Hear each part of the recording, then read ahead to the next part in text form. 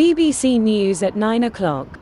The Russian president, Rootin Tootin Big Vlad Putin, has praised North Korea's support for their illegal war in Ukraine as he makes his first visit there in more than 20 years. The United States has said that it is concerned about the deepening relationship between the two countries. A new report from the obesity think tank has concluded that sitting on your ass mainlining Greg's pasties can contribute towards weight gain. A spokeswoman for the company said, "Look, we just make the bloody things.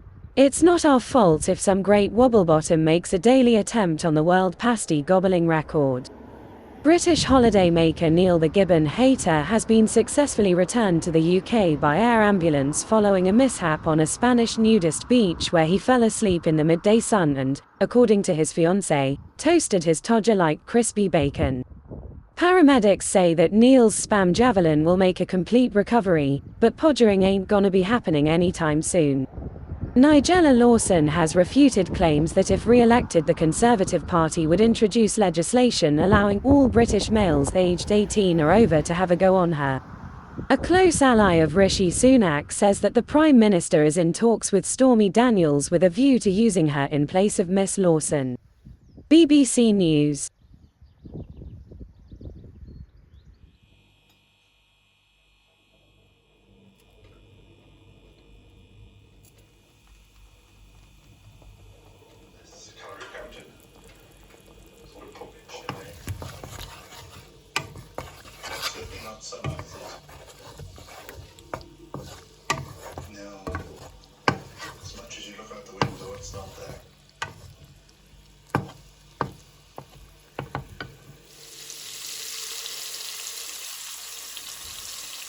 So that's new potatoes, parboiled, and then kind of steam fried in Gozitan herbs, garlic, salt and pepper.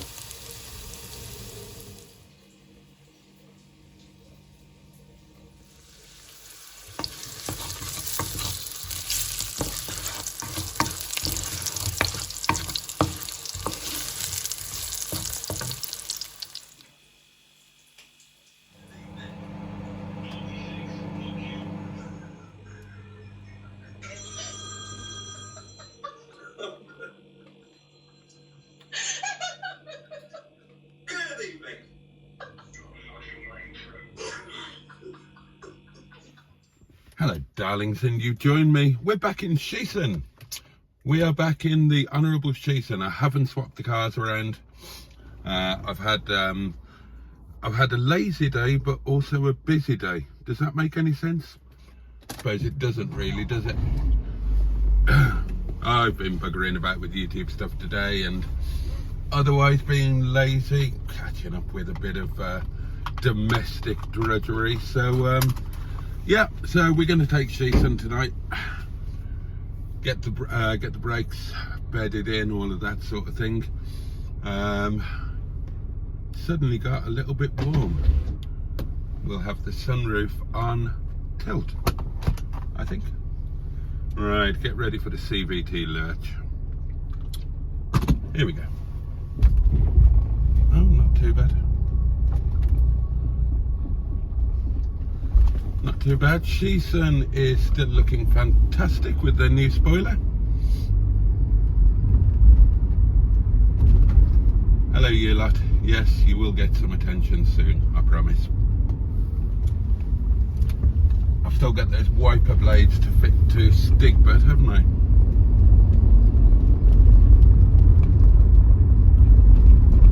It's rather lovely, isn't it? Tell you what, let's have a bit of fresh air through the old vent. That would be nice.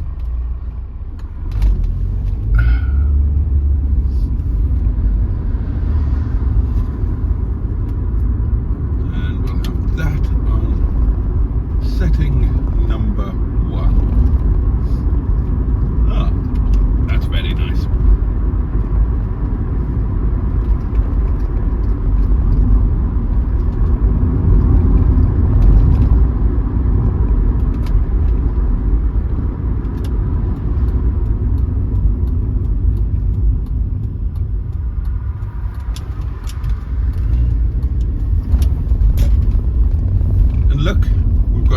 local tree tunnel.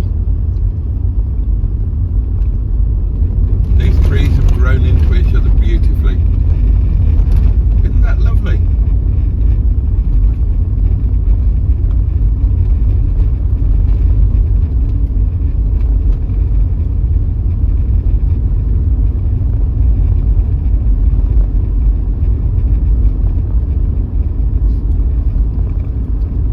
Yesterday was a fabulous day. I loved it.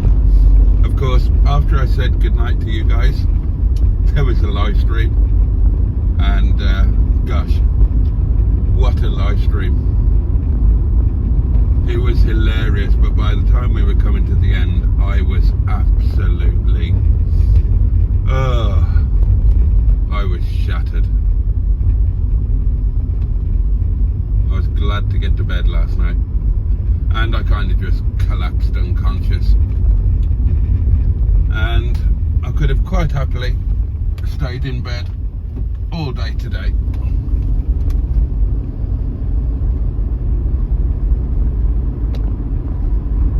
And it's also people's lives who live in the path of the new crossing. I mean, Boaty, their lives Tractor! and it's just simply mental torture. Well, any price. Get over. Constituency of the grave shop on that enormous road project, which has not yet started. We'll hear from him later. The PM election test. Now, talking of the election, in this campaign, the polls have been pretty consistent in showing a very substantial Labour leader, the Conservatives, lead 22% points or thereabouts. But the words thereabouts is doing some work there, because while that general story has been featured more, there is a divergence between them.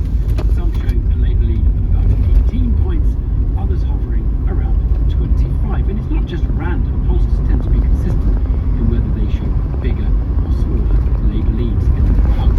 There's also a divergence in the share of Reform UK. Some polls report a level pegging with the Conservatives, and others the Tories have a 5 to 10% lead over them. What is happening? Well, earlier I spoke to the BBC polling guru Sir John Curtis, Professor of Politics at Strathclyde University. I think the suggestion that there are massive divergences in the polls is way, way off. The similarity is much greater than the divergence. That said, some of the differences, particularly when we start looking at the lead of Labour over the Conservatives, is systematic. There are three companies in particular, Opinion, JL Partners and More in Common, that are fairly consistently coming up with somewhat lower leads than are the other companies, and that therefore raises the question about what is it they're doing differently. Well, this gets us into the question of the don't knows.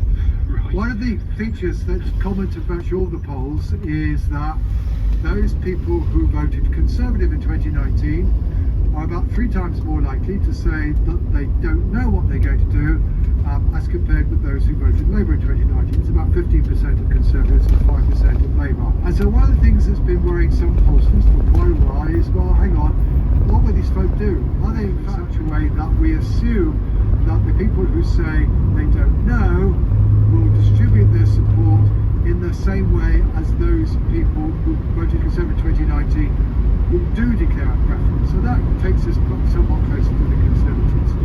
Meanwhile, both More in Common and JL Partners are saying, well, hang on, we know quite a lot about these people. And we think we know enough from the other data we're collecting to what statisticians call impute, and probably everybody else would call guess, what these don't knows are going to do. Because they say they're going to go and vote, but they're not telling us what they're going to do. And certainly in those two cases, a late night and you've had quite a lot of drinks. Alcohol, the way in which your body disposes of most substances like alcohol and drugs is via their half-life. So we can guess how long. Greetings, Honourable Bridge. Well, urine test, perhaps I'll screen myself. Kevin Mills from UCL behind that advance on the blood test. Rather interesting confession from him there that he personally is not into getting the test. Let us talk to Gillian Lacey-Solomar, who is from the Movers and Shakers.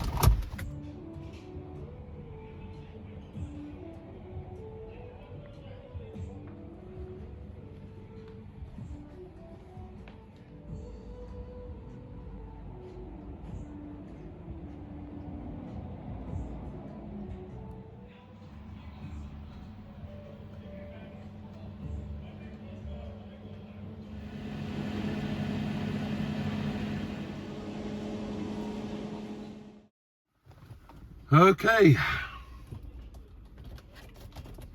time to go home. Can't believe how light it is, but then it is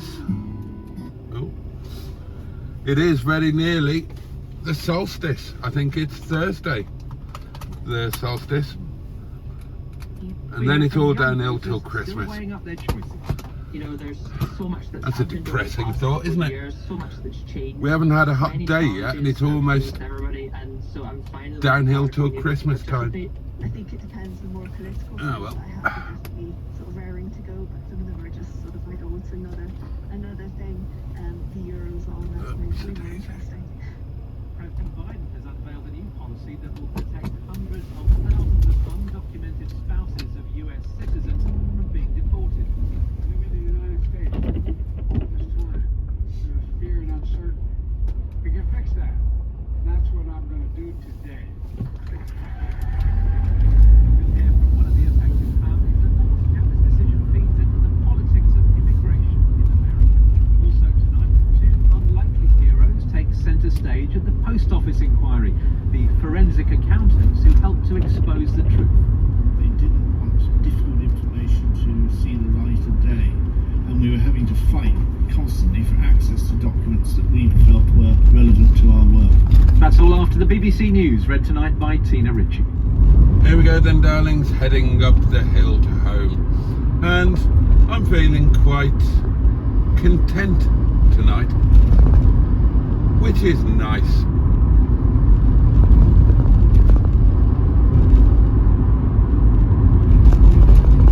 And slightly surprising, really.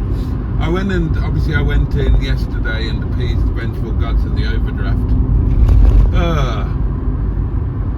And all disappeared. 3 bills went out yesterday and I'm back up to my bloody overdraft limit again. It's all good fun, isn't it? Oh, on the subject of that, just thank you to everybody who over the last 3 or 4 weeks has, channel memberships are obviously paused as I've been demonetized. Thank you to everybody who's helped out. People have very kindly, as they're not paying channel memberships now, they've very kindly sent the equivalent monies, or sometimes a little bit more, via PayPal instead, and it's made a difference like I cannot tell you. So I really am so grateful. I think I've mentioned them all in live streams and whatnot before. There was one this evening, Daniel Davis. So thank you very much indeed for that. And yeah, I'm feeling, I think it's something to do with getting Sheeson sorted. Sheeson means the world to me. Pleasure to drive him tonight. Sorry. Obviously they're on my fleet classic policy now, so limited mileage, so going to work is a rare treat. He'll be parked up tomorrow and we'll be back to the press release daily. But yeah, I'm just feeling quite warm and content, and last night's live stream was brilliant, and I've got amazing friends and amazing community, and I'm really, really grateful to you all. Mustard, of course, the M11, Matron, everybody. So, here we are. And I'm looking forward to tonight's live stream. A nice curry supper. Drop of wine. And my lovely bed. With my lovely bedding from the lovely caravan. That turned out to be a right blessing, that did. It's so much better than the bedding I had before, which I've now thrown away. It was so poor by comparison. Okay, darlings, that is it for today. Thank you so much for your company, as always. It just really wouldn't be the same without you. So have a safe and peaceful night. Have a great day tomorrow. Take amazing care of yourselves. Much love from me. See you next time. Pachu, and indeed, Bosh.